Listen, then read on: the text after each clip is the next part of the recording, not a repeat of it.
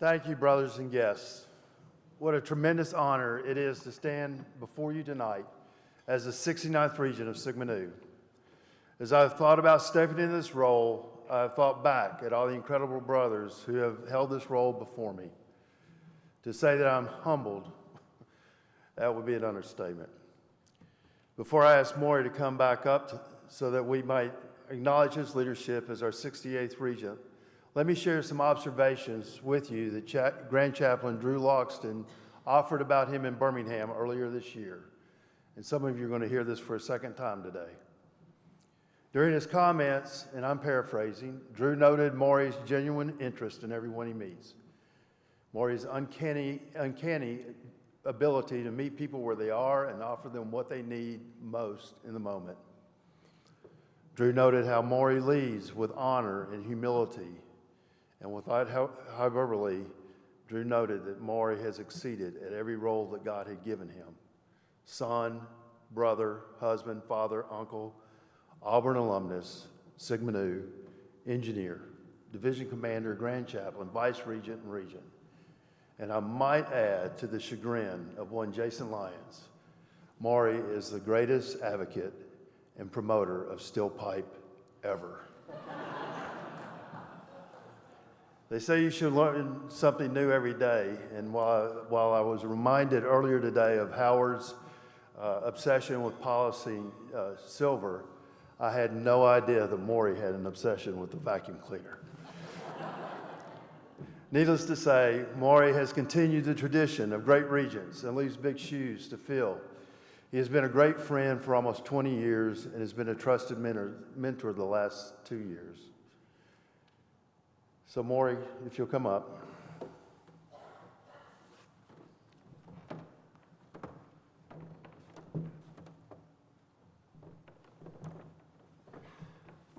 First, allow me to present you with the past Regent's badge. Thank you.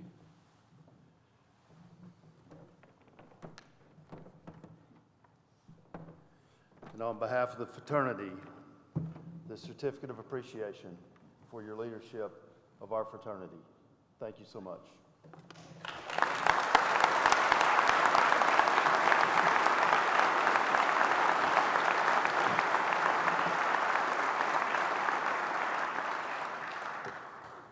I'm going to pull that out right now.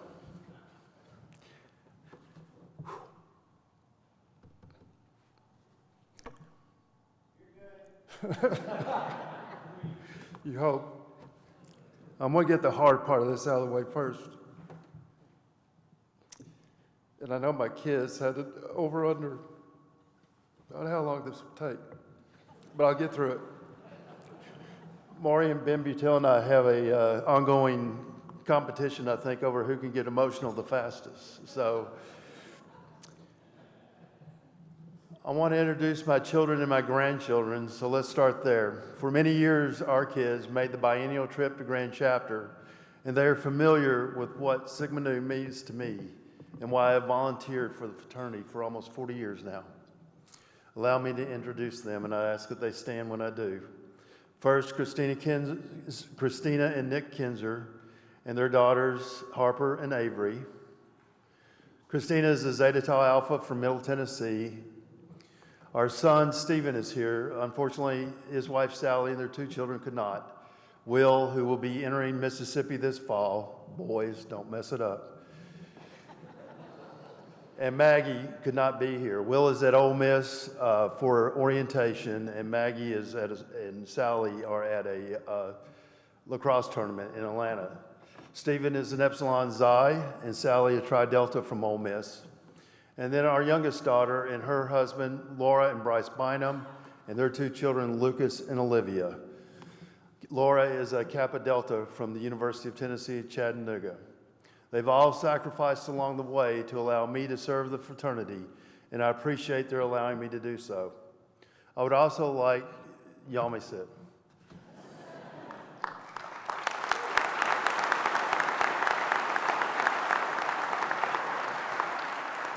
I would also like to introduce my brother Woody and his family who are here with us. Woody is a Beta Theta Pi. I try to hold that against him. and his wife Becky, and Alpha Omicron Pi, both from Middle Tennessee State University, are here. If you'll stand.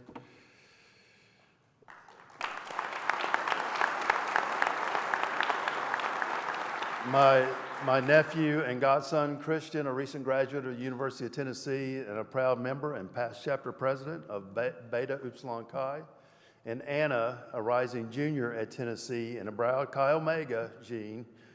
I appreciate both of them being here as well. Thank you.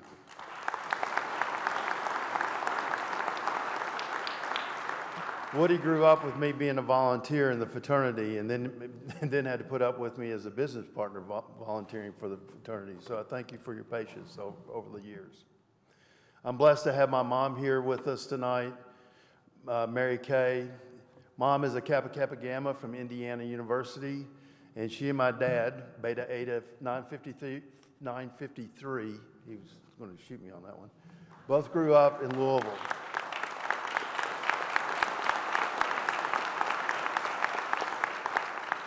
We miss my dad tonight, but I know he's here with us in spirit. And the most important person, Lucy.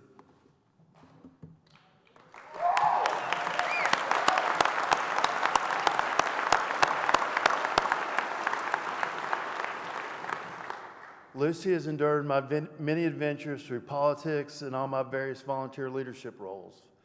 I could not have done any of what I've done and been so privileged to do without her support. She held down the fort in so many ways over the years, and I was blessed when I met her and blessed when she finally agreed to go out with me. I was even more blessed when she agreed to marry me, and she lost on that last yes. She's an incredible mom and Lulu, and I love you, and I thank you for your support and love. I thank all of you from the bottom of my heart for blessing me with your presence here tonight. In our creed, Walter Sears wrote, "To build somewhere in the wide world the sheltering walls of a home, however humble and obscure, where love glorify the wife, duty enshrine the mother, and affection ennoble the child.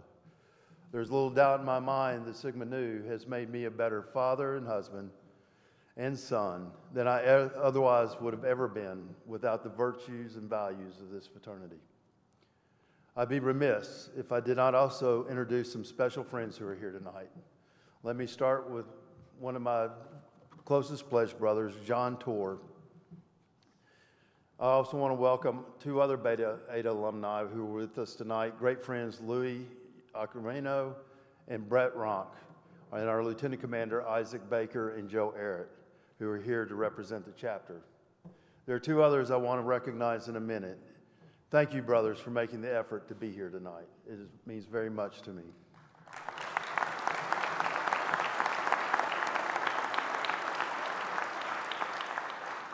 I, too, want to welcome some very good interfraternal friends tonight. Larry and Dawn and Wynn, thank you for being here. Your mentorship and friendship over the years has meant so much to me, and I am just so honored that you're here, especially considering you both have conventions coming up, I think one next week and one after, if I remember right. So thank you for taking the time out of what I know are busy schedules to be here.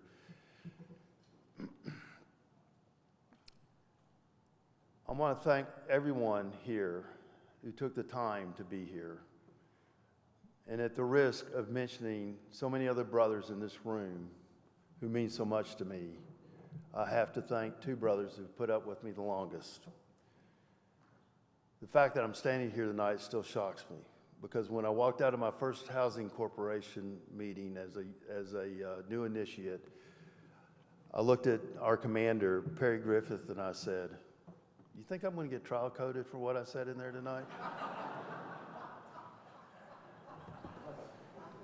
E.G. and Don were both in the room. E.G. White and Don Dinsborn have been two of my closest friends and mentors for now almost 50 years. I was lucky to have been at IU when I was. I had the privilege of knowing Dr. Wells, Bill Armstrong, and so many great Beta Eta brothers who were leaders on the local, state, and national level at Beta Eta, within Sigma Nu, and outside of our fraternal world. E.G. was our chapter advisor, and Don was on the House Corporation Alumni Board. And obviously, they're both past regents. They knew me when, and they still continue to remain close friends. Don's wife, Catherine, is here, and I miss Sharon's presence so much tonight. And I know E.G. does. They're good people. I thank you all. As I begin to share my vision for the next 2 years, allow me to lean into Robert Durham's History, Traditions, and Heroes expression. I want to set up where we are going by looking back at where we have been over the last 30 years. Over that span of time, our fraternity has gone from struggling to thriving. There are heroes in this room, indeed legends, who saw tremendous challenges that threatened the fraternity. There are heroes in this room who, once the immediate challenges were overcome, changed the future by changing the way we operated, offering long-term vision and opportunity for stability. There are heroes in this room who reminded us of what we are supposed to be about and raised the expectations, not only for our collegiate brothers, but for our alumni. For our collegiate brothers, if you've not met the men that I'm about to introduce to you, I pray you will do so before walking out of this room tonight. Someday you will be able to say, I shook his hand.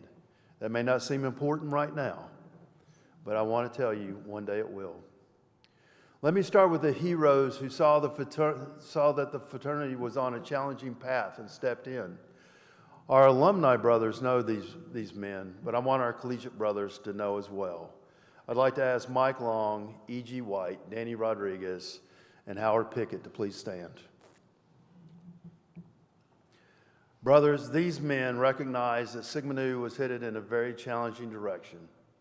They stepped into the breach and held a line that no volunteer ever wants to experience. We exist today because they acted with great integrity and honor. Thank you. You gentlemen may be seated except for Howard.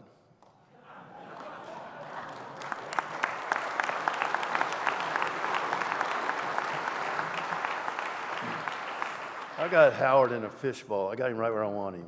Where's Tim Huffmeyer? Come on.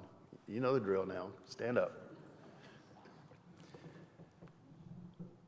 Howard introduced strategic planning and policy governance, along with the most boring but insightful book ever written during his regency. 25 years later, your board is about to develop its 13th strategic plan. And I think I have that number wrong because I think it's 14th because there was an intermediate strategic plan because the staff blew the first one out of the water. So it is 14. There are two things that we as a board do that are no more important than to recommit to strategic planning and policy governance. They have guided the work of Sigma Nu's High Council and staff for 25 years and will continue for many more. Thank you, Howard, for your vision and dedication to Sigma Nu. Tim Huffmeyer gave us the gifts of fiscal discipline and financial stability. When I stepped off the High Council in 2006 to join staff, I suggested that Tim replace me as Grand Treasurer. Very few really knew who Tim was at that point, but I did. And I knew that he was way more qualified and capable than me to be Grand Treasurer, and that he would do a great job. Tim served us in a way that we will never, ever be able to repay as Grand Treasurer, Vice Regent, back to Grand Treasurer, and eventually, finally, as our 67th Regent. And somehow, I hope, we're still friends. Thank you, Tim, for all you've done for the fraternity.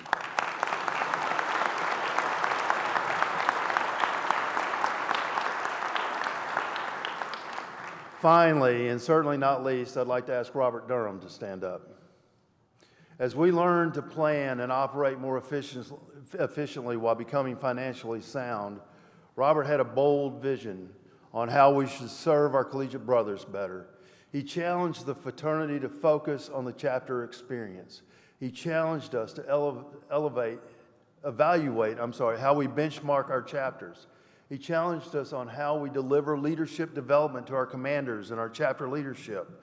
His task force Hopkins changed Sigma Nu chapters by going out to, and I am quoting him, to find the best operators, find out what they are doing, and bring it back and share it with everyone else. For 15 years, we have been doing that, and the result has been a record number of ROC chapters since. Thank you, Robert, for your vision and your leadership. We have adopted new hero and legend, Judge George Hearn's charge of obligation to excellence because of your vision. Thank you so much.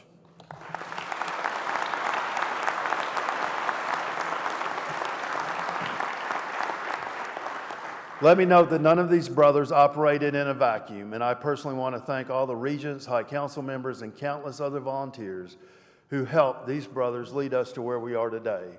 Sigma Nu is better because of everyone who has served her.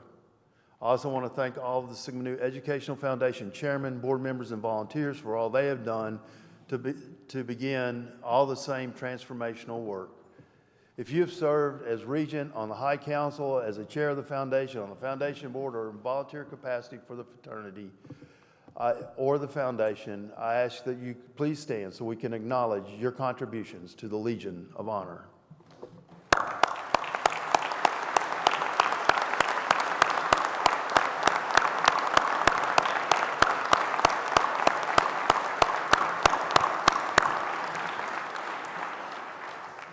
I would like to thank another group who has done yeoman's work. Brad Beecham leads the most tenured staff in the fraternal world today.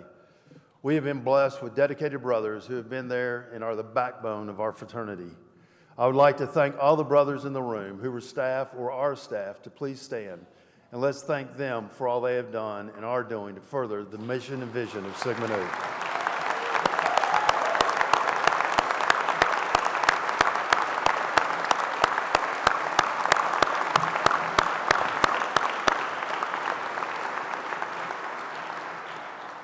Finally, I want to express my thanks to all our collegiate brothers and chapter advisors and alumni advisory board members. Gentlemen, you are where the rubber meets the road, and I want to assure you that all of us recognize that we work for you. Our goal is, and always will be, to support the work that you do. Thank you so very much.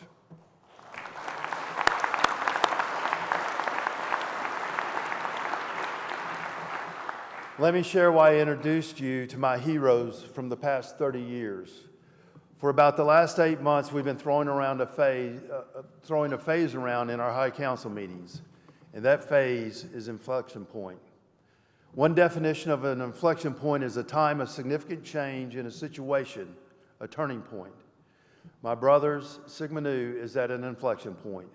We are at a point that will allow us to imagine not what Sigma Nu will be in 2 years, 4 years, or 6 years, but where we will be in 30 to 50 years. This week, you've heard a lot of great things about what Sigma Nu is doing and has done. You have heard about the visionary Mighty Oaks campaign the Educational Foundation has underway.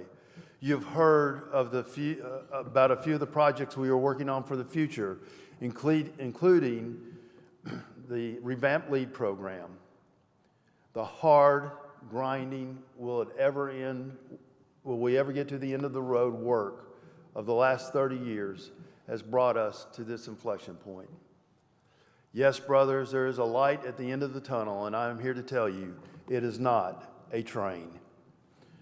I was privileged to be on the High Council in 2000 when we developed our vision statement of excelling with honor. It also became a personal vision statement for me.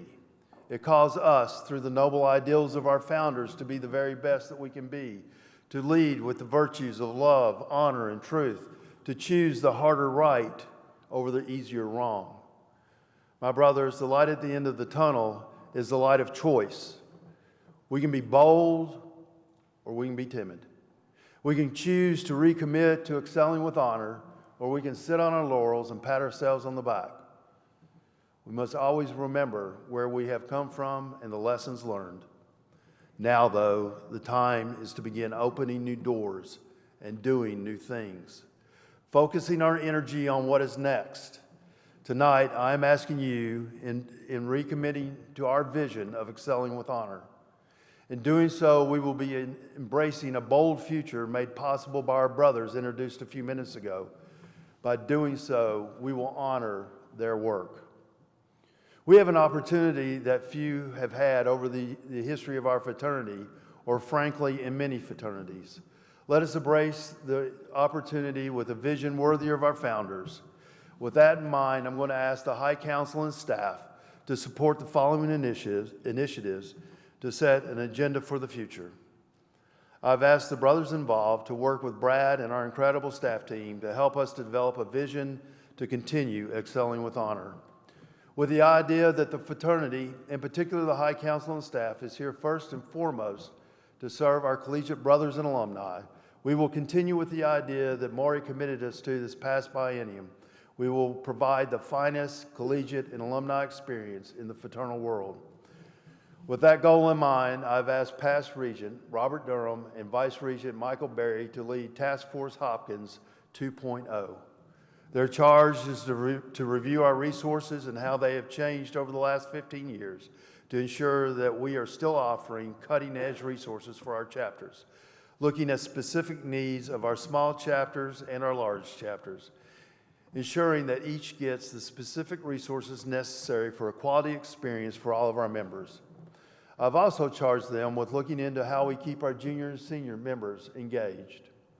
On the alumni side, I'm asking them to evaluate how our Rock chapters recruit, train, and retain volunteers to maintain the momentum necessary to be a high-performing chapter. Brothers, I commit to you that your High Council will not forget our role to provide what you need to have a quality fraternal experience at both the collegiate and alumni levels, and we will set strategic goals based on that commitment. Second, I've asked Sean Christie to lead what I'm calling the Delta Commission, again working with Brad and the staff, to explore what we communicate and how. They will be tasked with reviewing how we implement our communications capabilities to support recruitment, chapter operations, and alumni engagement. We will announce the members of Task Force Hopkins 2.0 and the Delta Commission in the next few weeks. Third, we're going to continue and further the work of the McCulley Commission to leverage the fraternity's history, traditions, and heroes. Together, the commission members will begin working with the staff as we reconfigure and renovate our archives, museum, and displays at headquarters, all made possible by the Mighty Oaks campaign. I'm also asking them to work closely with Executive Director Brad Beecham to consider options and necessary resources for the long-term preservation of our archives. They will also explore what resources we need for that process and how to find it. Fourth, I'm asking brothers Chris Healy and Jake Welshins to revisit the groundbreaking expansion and recruitment resources they developed almost 20 years ago with Brad and our current expansion and recruitment staff. Our staff recently updated our resources for our chapters and did a great job. I'm asking Chris and Jake to work with our staff team to see what additional resources may be appropriate and necessary for our chapters to have the best resources to continue to recruit the best of the best. I will also ask the High Council to set a long-term vision for expansion. Expansion takes a long lead time, and it takes money, and we cannot just snap our fingers. We need to commit today to a more sustainable plan for 4, 6, 20 years from now if we're going to do it properly. Brothers, imagine sitting at the 2075 Grand Chapter when the 94th Regent is standing here sharing his vision with a High Council about to develop the 39th strategic plan. When Rock chapters are the exception, when Rock chapters are the rule and not the exception. When our members are recognized as the ethical leaders on campus, in business, and in government and professions. When Sigma Nu has chapters on all major college and university campuses, providing cutting-edge educational resources, receiving advanced certificates in leadership, business, and life skills, in addition to their undergraduate degrees. When our alumni have access to the same great educational resources as our collegiate brothers, so they can be lifelong learners, advancing their careers and lives as well. Imagine our 200-year-old fraternity more relevant in the day-to-day lives of its members than the day it was founded. Yes, brothers, we have a choice. We can be bold or we can be timid at this time in our history. In 2 weeks, when your new High Council gathers in Virginia to update the strategic plan, I'm going to challenge them to be bold and think not only about the next 2 years, but the next 30 to 50 years. Will you join us as we seek to propel Sigma Nu to heights unimagined? There is a story told about being a boulder or a pebble and how we impact the world around us.